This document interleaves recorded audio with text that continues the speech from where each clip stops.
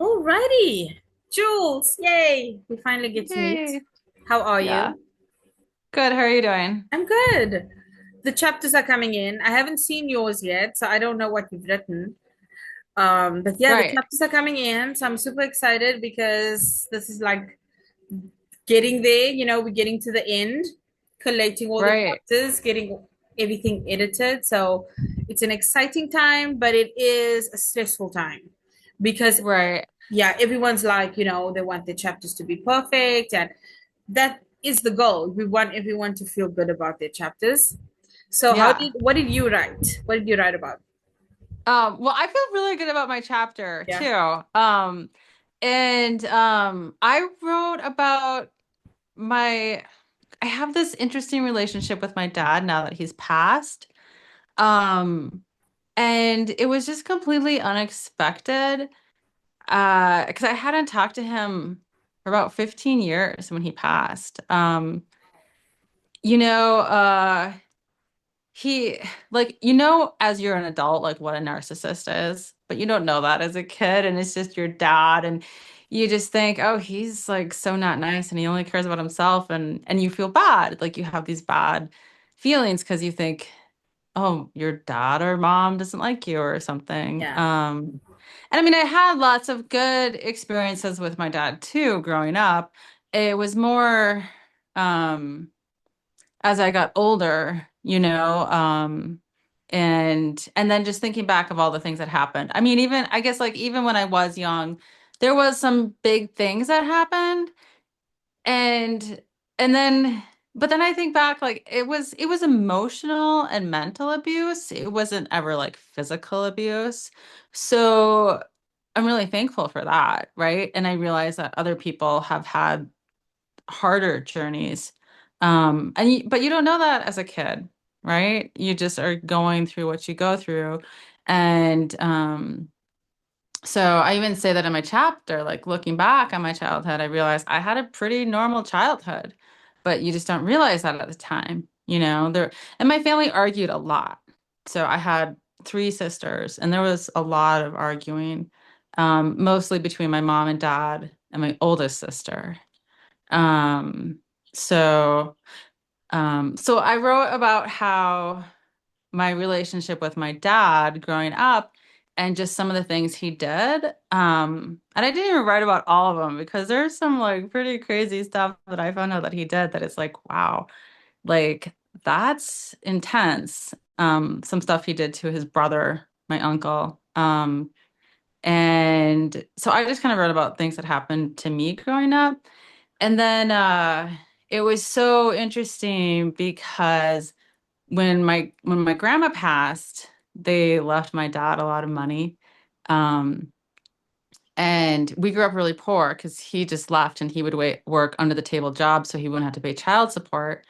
So it was just my mom working and paying for everything. And, as a kid, it's like, well, ask your dad to pay half of that, like if you wanted to do something. And I don't ever remember him paying. Maybe he did once or twice, but even when I'm writing the chapter, I'm like, I don't really remember him paying, but we would have to ask him to help pay.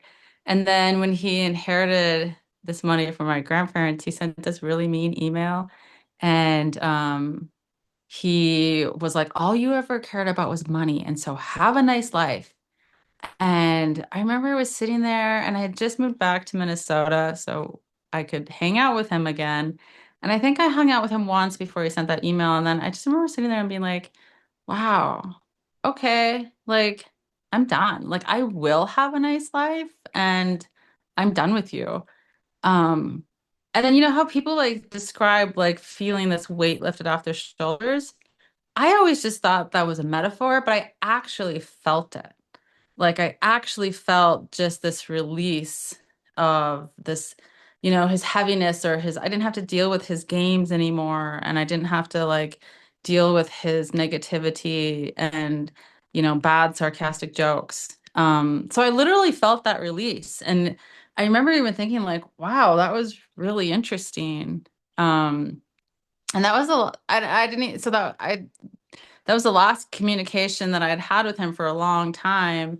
And then, and then he he never apologized. And I write about that too in my chapter. Like I was living at my mom's house again, and I was like 28, and I was supposed to live with some friends in Minneapolis, but then my mom ended up having cancer, so I just stayed home. I just felt like I need to be here, time with my mom, because it was like 2.5 years of just talking about childhood, talking about things, and just being able to have that time with her. Um, but he would have to call my mom's house, and it was kind of funny because I didn't have a cell phone. That was back before everybody had cell phones. So he had to call the landline, and he just never apologized. And I would take the call and I'd be like, okay, uh-huh, uh-huh. And then I thought maybe he'd apologize, but he didn't. And so then I'd be like, okay, well, have a nice life. And then he would get so mad because he knew that was what he said. And then I would hang up. So that's the last time I really talked to my dad. And then years later, he passed. And I didn't know for a couple days, but I had this dream. But I had a dream about him and he was younger and happier. And I woke up and I thought, like, wow, that was really interesting. I wonder what that was all about, you know? And I found out a few days later that that was when he passed. And I was like, oh, okay, that it was really nice. Like I was thankful that he came to say goodbye. Um, and I was sad because you're sad for like the things you never had, right? The relationship or moments you missed out on. But it wasn't, in a way, it was like he had died for me years ago. So I didn't go through this huge grieving process. It was a little bit. And then how it gets really interesting. Oh, well, I talked to this psychic lady. I titled my chapter The Death Card because um, we were supposed to go to Florida. We go to Florida with my in-laws every year. They just rent a beach house and they're like, come, they just want to go on vacation with the kids. So they're like, come to Florida. And this was after, COVID craziness. So we had all been waiting a whole nother year. And I was like, I don't want to go. I really don't want to go. I just had this apprehension about going. And I was having these weird flashbacks and dreams about this urgent care place we had to visit one year.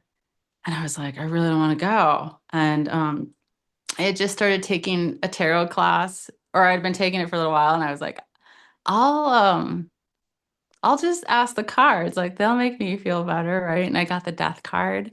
And I was like, oh my God, I really don't want to go now. And I can't convince everybody because, five other people have been waiting a whole 2 years to do this trip. Um, and that was the trip that my dad passed on when he came to me. And then we do end up having to go to the urgent care place. And my son has to have surgery. And so my chapter, and as we're like on this crazy high speed drive to the hospital, the children's hospital, because the urgent care guy, he's like, you just need to get there as fast as you can because the ambulance will be slower because they have to get here and then they have to get there. So he was like, just go as fast as you can.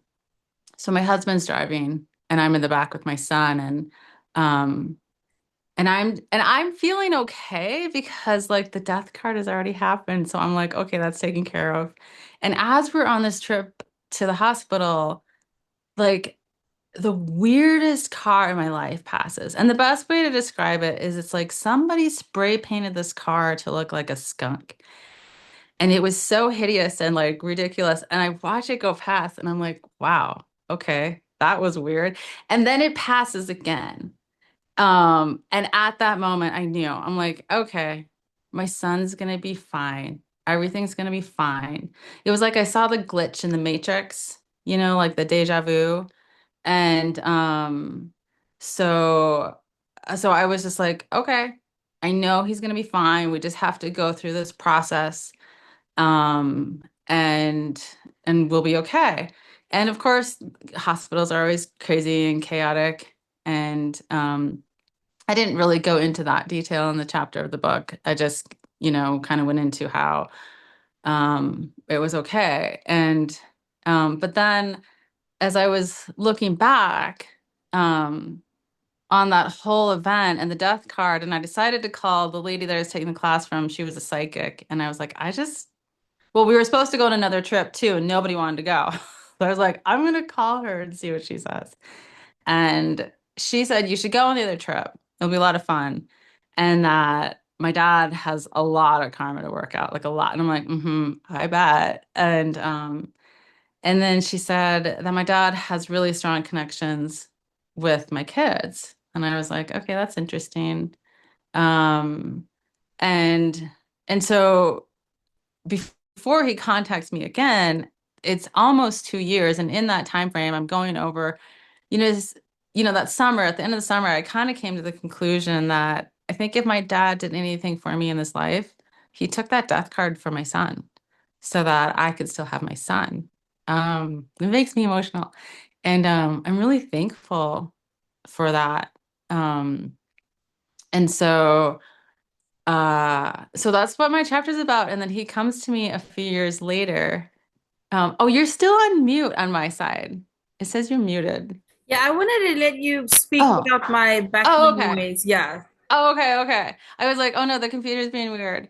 Um, and then so almost 2 years later, is when he shows up again. And we're skiing as a family, and my son and husband want to go ski something trickier.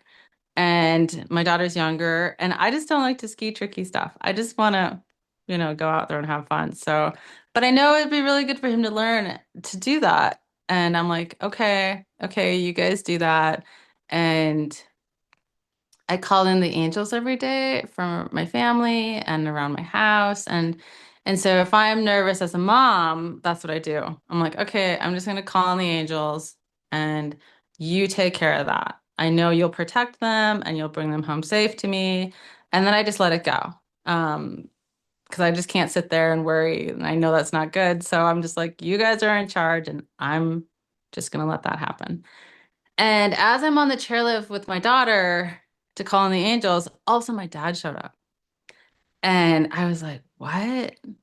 I'm like, I was so confused, It was like, I'm like, and he's like, I wanna help. I wanna like help protect your son, my grandson. And I was like, okay, like, okay, I guess like you do that. And like, thanks, I guess. But I was really confused. And so that was the first time he showed up to help out with my kids. And so and then through that, he'd start showing up in the morning when I was calling in the angels for my kids on certain days, or in the afternoon, like I'm saying, like if they're gonna go do something and it makes me a little nervous, I'm like, okay, I'm just gonna put the angels on it, and my dad would show up. And so it just has become this really completely unexpected and interesting relationship that I have with him now. So now I'm even like, okay, dad, like you do this. Like you're the spiritual grandpa who has more powers than us, and I need you to keep them safe, and I need you to watch over them, and I need you to do this. And and I've told my kids too, like they've never met him, but I'm like, you can call on him and ask him to help you out because he's there and he's wanting to help out on that side. Um, and so it's just so interesting. And then I'm always like challenging my guides and my spirits. It's just kind of how I am with them. I'm like, oh, prove it, like and I feel like they challenge me a lot too, and they put me in situations and I'm like, oh my God, like what is happening? And then I have to, work through it, and they're really good. And at the end I'm laughing. I'm like, oh, I bet you thought that was funny. Yeah, that was funny. Um, and so I feel like one of the times they've proven stuff to me, I mean, they've been quite a few, but the one I talk about in my book is as a QHHT practitioner, one day, the sometimes clients just say things to you about your own life, and um, we were talking about angels, and all of a sudden she starts telling me about my kids, and they have so many angels around them, and that my dad was there. And I was like, what? I'm like, can you say that again? Because, I'm like, did I hear that right?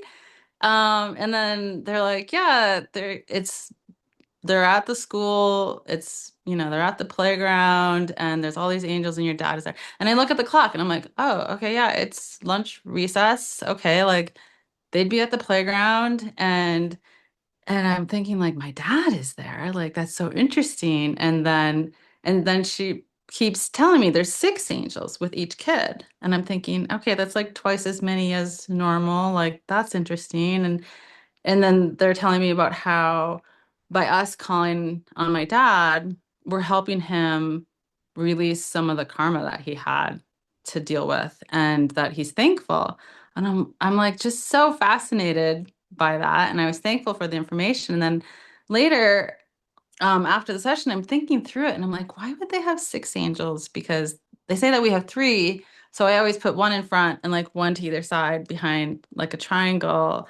And then I remember I'm like, okay, of course my spirits would choose today to have that happen because that day, it's kind of I wake up in the morning, I do my little meditation and I'm calling in the angels and I was tired. And I don't do it in a real specific order, it's just kind of who calls to me. And I did one kid twice.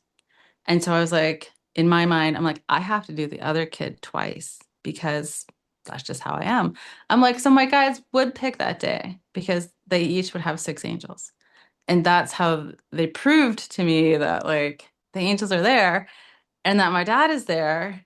And so that was like the first time that they really kind of proved to me that my dad was there and how we're working with the karma. But there's been some other incidences. And so that's what my chapter is about and how now we have this really interesting relationship with my dad, which was unexpected. And I had my friend read my chapter just because I was like, I wanted some feedback and her thoughts on it. And um, she helped me realize that maybe he's even part of part of his journey is or just saying sorry to me for the things that happened because she's like, I know we've talked kind of about it. She's like, but I didn't realize it was that bad.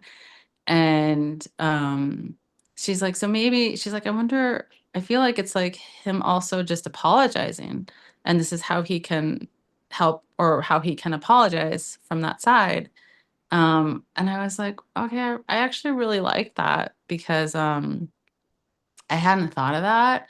And I was telling her too, I was like, sometimes we're all human, that we're like, sometimes, and I am sassy. So sometimes I'm like, oh, really? Like, you're gonna help out now, but you can't, like, you couldn't be a nice human when you're here on Earth? Like, what's that all about? And then I'm like, oh, okay. I mean, I'm still thankful, but, it's just how, sometimes we question things as humans, and I think that's natural. And just sometimes you're frustrated, you're thinking about, like, especially as a parent, like, I'm like, I would never do those things to my kid. Like, why on earth would you even do that? And so to think that on some level, he's also just saying he's sorry. I'm like, oh, I appreciate that insight. It makes me feel really good.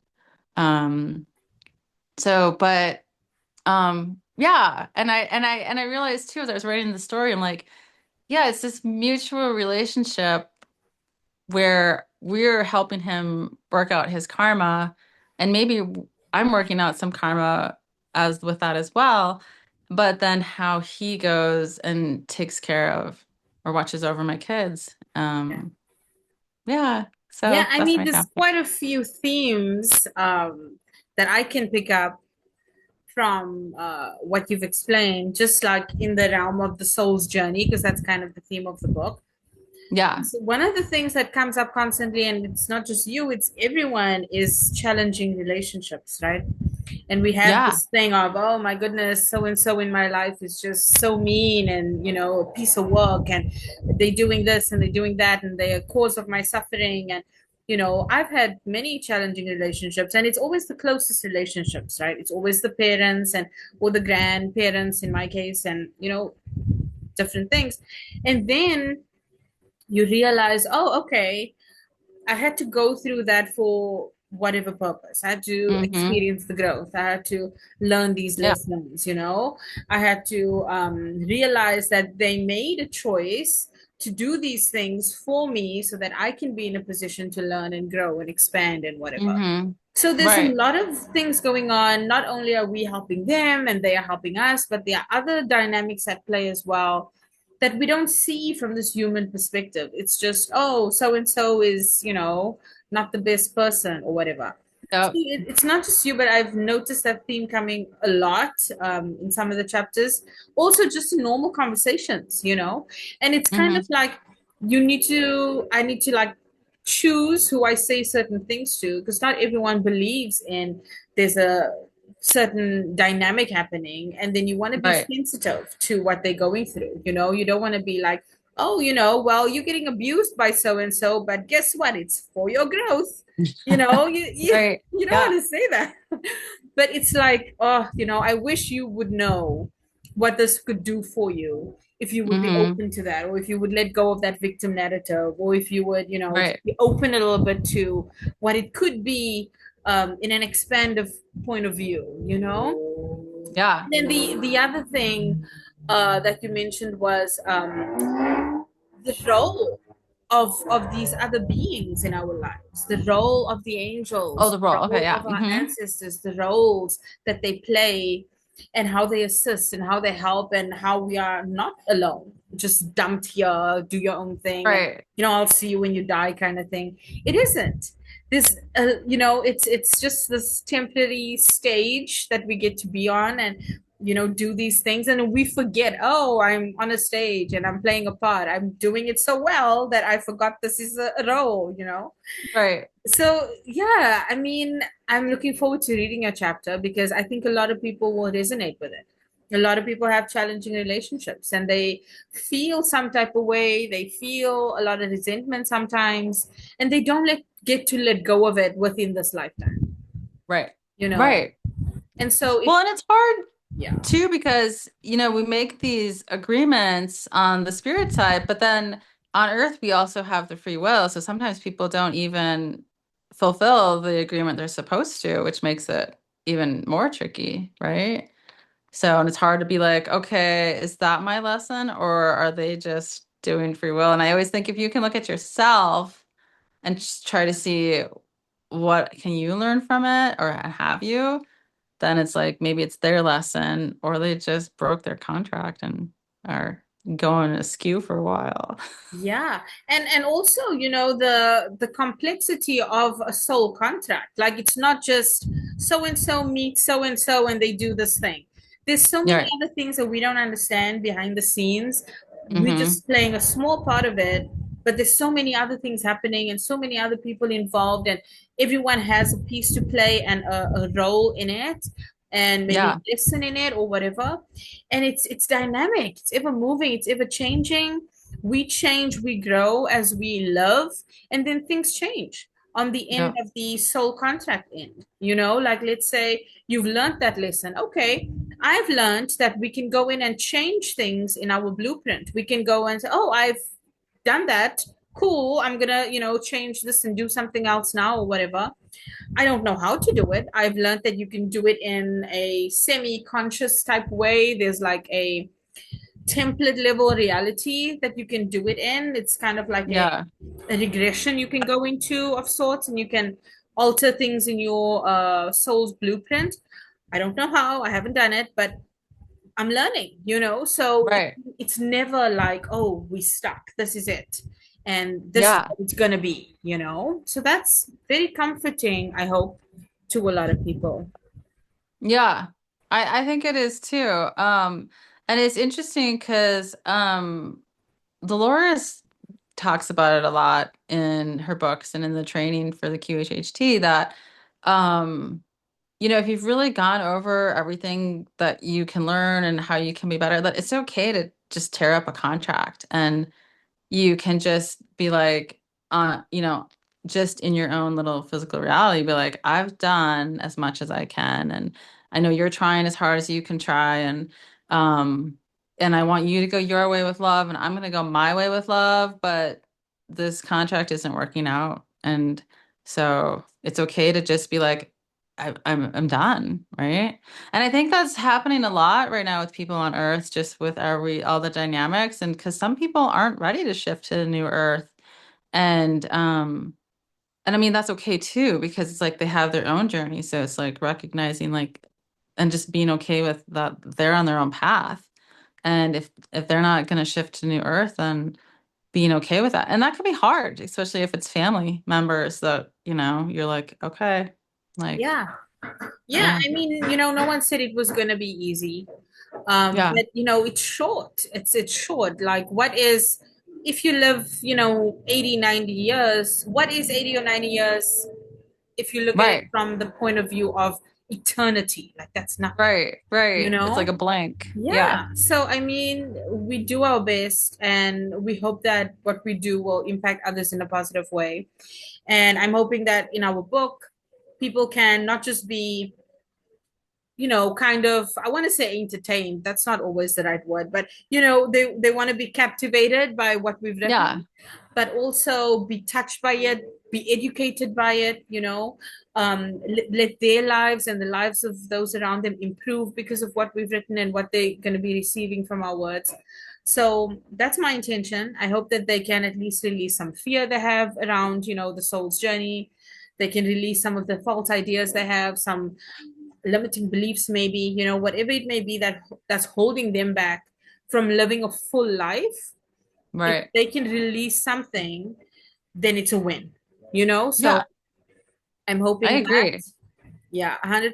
And I'll put the link to our book. It's out on pre-order right now. I'll put the link in the description. Go and get it. It's 99 cents.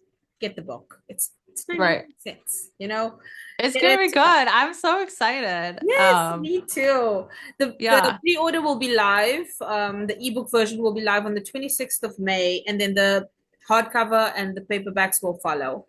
So I'm super excited. And I'm so happy I got to speak to you today, Jules. I hope that we can chat more, maybe on the when we do the authors panel, with Oh the, yeah, yeah. yeah, I'm hoping that we can Yeah, chat that'd be more about great. your story and uncover Yeah. some of that stuff that's happening, all your angels and all your protections and all Oh, everything. so fascinating. I know the angels fascinate me. Um, so fun. Yay. Yes. Well, thanks. I appreciate the chat. And I And I appreciate you. appreciate all you're doing. Oh, thanks. I appreciate all you're doing for the book because this is just so fascinating and how everything is falling into place just Yeah, is amazing. it Yeah. is. It Yeah. is. And again, it's another soul contract. It's another assignment, Yep. that I need to complete. And I'm doing my best. And I'm hoping that I can do it justice and do all of your stories justice as well. Yeah. Well, I think you are. Yeah. And your other Oh, books are thank amazing. you. So it's just falling into place. Yeah. Oh, you're too kind. Well, thank you, Huh. Jules. I look forward to chatting to you again. Have a wonderful day further. You too. Thanks.